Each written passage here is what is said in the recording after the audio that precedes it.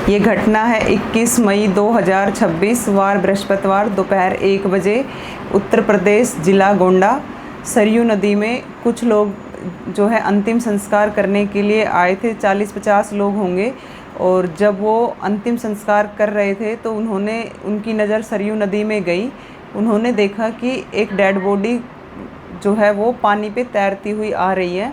तो उन्होंने पास जाके देखा उसको, तो वो जो है ऐसा लगा हुआ था, ऐसे चोट के निशान थे उसके ऊपर, जैसे किसी ने इसको मारा है अच्छे से। तो उन्होंने ये जानकारी वन विभाग वालों को दी और बताया कि ऐसे ऐसे नदी में एक जो है डेड बॉडी तैर रही है।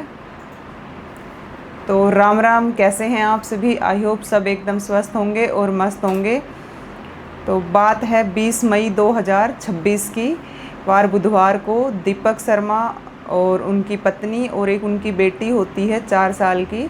तो उनके पास एक कॉल आता है कि जो दीपक शर्मा हैं उसके मतलब ससुराल से होता है, और वो बताते हैं कि उसकी सास की डेथ हो चुकी है जो कि कैंसर पीड़ित थी। तो दीपक शर्मा जो है वो सोचते हैं कि पब्लिक ट्रांसपोर्ट से ना जाके अपनी ही गाड़ी से चलते हैं, और वो वहाँ से चल देता है उनके अंतिम संस्कार में शामिल होने के लिए। तो दीपक शर्मा, उनकी पत्नी और उनकी 4 साल की बेटी, ये तीनों ही वहाँ से निकल लेते हैं। ग्रेटर नोएडा के पास ये रहते थे, तो ये वहाँ सरयू नदी के वहाँ पे ही पहुँच जाते हैं डायरेक्ट, जहाँ पे उसकी माँ का अंतिम संस्कार होना था, जो उसकी पत्नी की माँ थी उनका, यानी कि दीपक की सास का। तो दीपक जो है जब अंतिम संस्कार की क्रिया में शामिल होने लगता है, वो चिता को मतलब सजाने लगता है। तो वहाँ के जो लोग होते हैं, बड़े बुजुर्ग होते हैं वो भी, और सारे ही लोग उसको कहते हैं कि दीपक तुम रहने दो, क्योंकि हमारे यहाँ पे दामाद जो है वो सास के अंतिम संस्कार में शामिल नहीं होता। तो दीपक कहते हैं कि नहीं, वो मेरी सास नहीं थी, वो मेरी माँ थी। और दीपक जो है वो किसी की बात भी नहीं सुनता है और वो चिता को सजाने में लग जाता है। तो जब चिता उनकी सज जाती है तो दीपक का जो साला होता है, यानी कि जो उसकी पत्नी का भाई होता है, वो होता है 12 साल का राज। तो फिर वो उसको चिता को मुखाग्नि देता है। तो वो चिता को मुखाग्नि देने लग जाता है, और इसी बीच जो दीपक शर्मा होता है ये क्या करता है, एक साइड में किनारे पे अपना मुंह धोने लग जाता है, क्योंकि नदी के किनारे था तो हाथ पैर और मुंह अपने मिट्टी लग गई होगी, तो उसको वो धोने लग जाता है।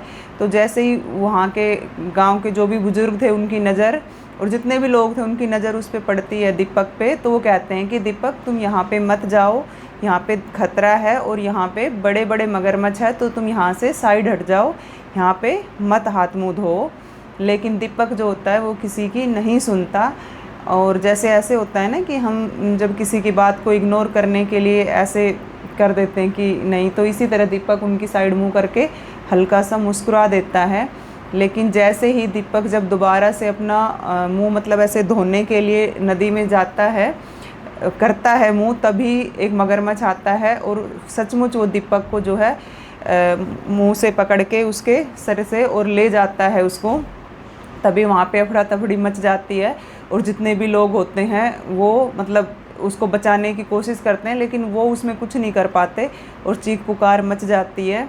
फिर वो एक जो नाव चलाने वाला होता है वहाँ पे, उसको कहते हैं कि देखो ऐसे ऐसे एक मतलब हमारे साथ के आदमी को पकड़ के ले गया मगरमच्छ, तो तुम प्लीज़ हमारी मदद करो। तो वो नाव वाला भी कोई अच्छा इंसान होता है, वो आव ताव नहीं देखता है, और वो बिल्कुल उसके मगरमच्छ के पीछे मतलब अपनी नाव को लगा देता है उसी डायरेक्शन में जिस डायरेक्शन में मगरमच्छ दीपक को लेके गया था। तो इतनी तेज़ जो नाव वाला होता है वो मगरमच्छ को टक्कर मारता है कि जो दीपक होता है वो मगरमच्छ के मुंह से छूट जाता है।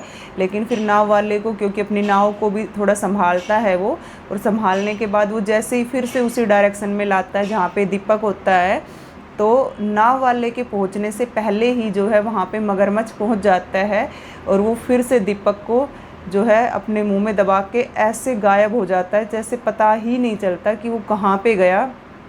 खूब नाव वाला उसको ढूंढता है, सभी उसको ढूंढते हैं, लेकिन वो बिल्कुल पता नहीं चलता कि कहाँ पे ले गया। और फिर तब तक ये बात जो है वो सभी जगह पे फैल चुकी थी, जो अपने डीएम होते हैं, एसपी होते हैं, इन तक बात पहुँच चुकी थी। इन्होंने भी एक टीम को बुलाया, लखनऊ से, तो 4-5 घंटे का सफ़र तय करके वो टीम वहाँ पे पहुँची। उन्होंने वहाँ पे उसको ढूंढना शुरू किया आराम से। 100-150 लोगों की टीम जो है दीपक को ढूंढ रही थी, लेकिन उसका कहीं भी पता नहीं चल रहा था। और इसी बीच जो है रात हो जाती है। तो फिर अगले दिन 21 मई को क्या होता है कि 21 मई को दोपहर 1 बजे जो वहाँ के कोई लगभग 8 किलोमीटर दूर, जहाँ पे ये हादसा हुआ था उससे 8 किलोमीटर की दूरी पर कोई आते हैं अंतिम संस्कार करने के लिए। 40-50 लोग होते हैं वो। और जब वो अंतिम संस्कार करने आते हैं तो वो देखते हैं कि एक लाश जो है वो पानी पे तैर रही है नदी में। तो वन विभाग वाले को बताते हैं, और जब वो लोग आके उसको देखते हैं तो उसके पूरे बदन पर चोट के निशान थे, मुंह से लेके पैर तक, ऐसे जैसे इसको बुरी तरह से किसी ने मारने की कोशिश की है। तो फिर पता चलता है कि इसी को तो मतलब ये बात सब, वो जहाँ पे था वहाँ से लगभग 8 किलोमीटर की दूरी पे ही सैकड़ों लोग उसको ढूंढ रहे थे। वहाँ वो नहीं मिलता है, लेकिन वहाँ पे मिल जाता है वो, तो उनको पता चलता है। तो वो उसको लेके जाते हैं, पोस्टमार्टम कराते हैं उसका, और मर तो वो चुका ही था देखिए पहले ही, लेकिन ये अंदाज़ा लगाया जाता है कि शायद जो है मगरमच्छ था वो, उसका जो साइज़ था वो थोड़ा सा छोटा था, और जो दीपक शर्मा है ये मतलब बड़े साइज़ का था उससे, मगरमच्छ से, इसीलिए वो उसको खा नहीं पाया। और जब उसने उसको नहीं खाया तो वो कोशिश करके उसको वहीं पे छोड़ के जो है वो चला गया। तो देखिए दीपक शर्मा जो है ये मात्र 30 साल के हैं, और इनकी जो बेटी है वो 4 साल की है। दीपक शर्मा की जो वाइफ है वो, उसकी माँ पहले ही दिन एक्सपायर हुई है। उसी के अंतिम संस्कार में शामिल होने के लिए दीपक आया था। और इसके जो ससुर है यानी कि दीपक शर्मा की जो पत्नी है, उसके जो पिताजी हैं वो पहले ही एक्सपायर हो चुके हैं। तो इस पत्नी और मतलब इसकी बेटी के पास कुछ भी नहीं बचा। तो देखिए दीपक शर्मा को, और ऐसा नहीं है कि जब दीपक शर्मा वहाँ पे वन विभाग वालों ने वो सूचना पट भी लगाया हुआ था कि यहाँ पे बहुत बड़े बड़े मगरमच्छ है, क्योंकि वहाँ पे पहले भी ऐसी घटनाएं हो चुकी थी। और इसी वजह से जो वहाँ के गांव के लोग थे वो दीपक को मना कर रहे थे। तो ये देखिए कि कभी कभी जो है बड़ों की बात सुन लेनी चाहिए, या दूसरा क्या कह रहा है इस बात को भी सुन लेना चाहिए। और दीपक ने इन सभी की बातों को, पहले तो उसने इसी बात को, देखिए गांव में ये मान्यता है, हमारे यहाँ पे भी है, मैं हरियाणा से बिलोंग करती हूँ, तो हमारे यहाँ पे भी दामाद जो है वो सास के अंतिम संस्कार में शामिल नहीं होते हैं। और अब उनके वहाँ भी ये मानता थी, लेकिन पहले उसने इसको नहीं माना, तो चलो कोई बात नहीं, उसका जो भी लगाव था अपनी सास के लिए।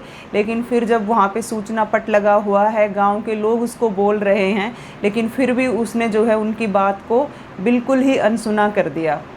तो अब इसमें इसकी मौत का जिम्मेदार, या तो हम यही कहें कि होनी तो होने के लिए होती है, उसको तो जाना ही था, पता नहीं देखिए इसको क्या कहेंगे।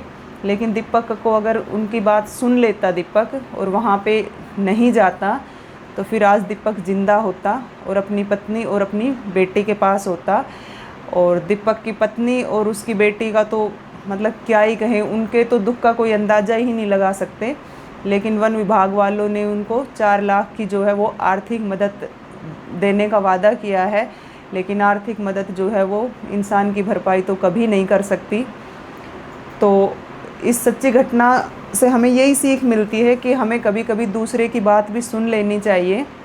और एक चीज़ और है, देखिए जैसे पिछली बार भी बहुत 8-9 जने थे, वो पानी के वहाँ पे बीच में बैठ के सेल्फी वगैरह ले रहे थे, वो पूरा का पूरा परिवार, उसमें छोटे बच्चे थे, बड़े थे, सभी के सभी पानी में बह गए थे। और वहाँ पे भी यही था कि वहाँ पे जाने के लिए मना किया गया था। वहाँ पे एक गार्ड था, उसने भी मना किया था, और वहाँ पे लिखा भी हुआ था कि आगे खतरा है और यहाँ पे कभी भी जो है वो मौसम चेंज हो जाता है, कभी भी नदी का बहाव तेज़ हो जाता है। फिर भी वो लोग वहाँ बीच में बैठ के जो है वो मतलब सेल्फी ले रहे थे और खाना मतलब खा रहे थे, थोड़ा बहुत नाश्ता पानी जो भी कर रहे थे, इंजॉय वहाँ बीच में कर रहे थे। और फिर देख लो इंजॉय का इतना बड़ी उनको भरपाई हुई कि पूरा का पूरा परिवार बह गया वो। तो जब हमें कहीं पर भी अगर ये चीज़ लिखी हुई है कि यहाँ पे ख़तरा है, यहाँ पे जाना मना है, तो मुझे लगता है हमें वहाँ पे नहीं जाना चाहिए। तो आप लोग भी कमेंट बॉक्स में कमेंट करके बताएं कि आपके इस पर क्या विचार है। दीपक को उनकी सुननी चाहिए थी या दीपक को क्या करना चाहिए था। फिर से हम मिलेंगे ऐसी ही एक सच्ची घटना के साथ। तब तक के लिए नमस्कार। और हाँ, इस सच्ची घटना का सुनाने का मतलब किसी का दिल दुखाना नहीं है और बस जागरूक करना है। तो फिर से मुलाकात होगी, तब तक के लिए सेफ रहें, स्वस्थ रहें।